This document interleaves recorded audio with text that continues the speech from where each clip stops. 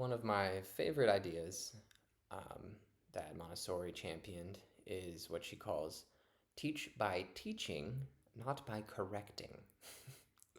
And this has large implications across all of education, but specifically for songs, that means that when we do hear a child that is not able to remember all the words or is saying words incorrectly, we will slow down and present those words individually with all of the sounds inside them very slowly and carefully.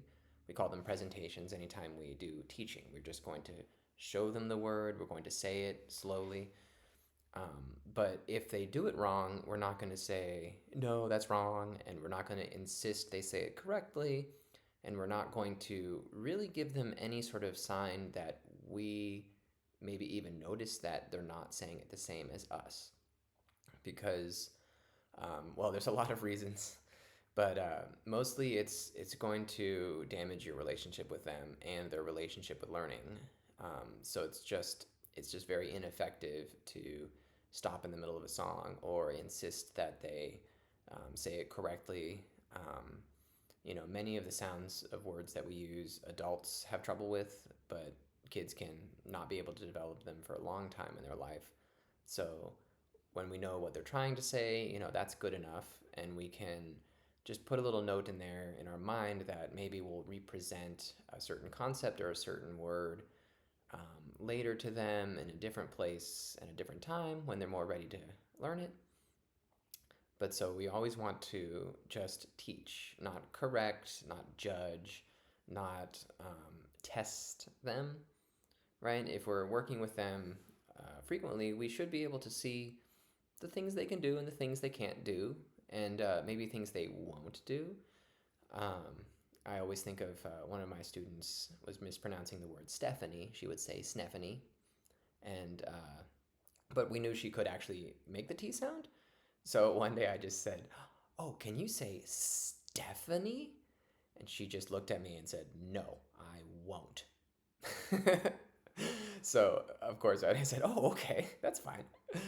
But it's just very interesting that someone as low as 2 years old will sort of pick up on when people are maybe judging them or kind of requiring them to dance like a monkey, sort of feeling they feel degraded even as a small child. So it's really important to be sort of the person in their lives where that doesn't happen ever and who respects them all the time.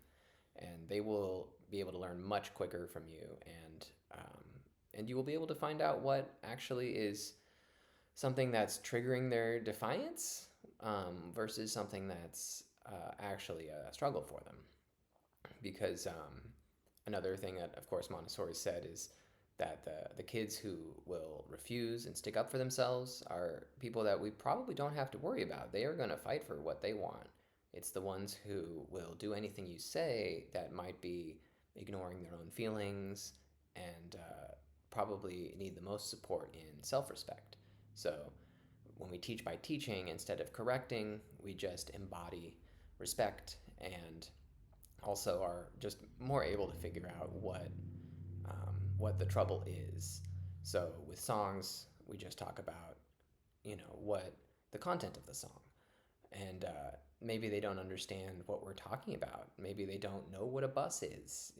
So we just want to teach these things and not make them feel corrected or that something they would sing could possibly be a wrong way to sing, because of course singing is self-expression. It's not test time, and it's not actually it isn't learning time either. It's just purely a human self-expression, and it's just a beautiful thing, and we don't want to tarnish that in any way.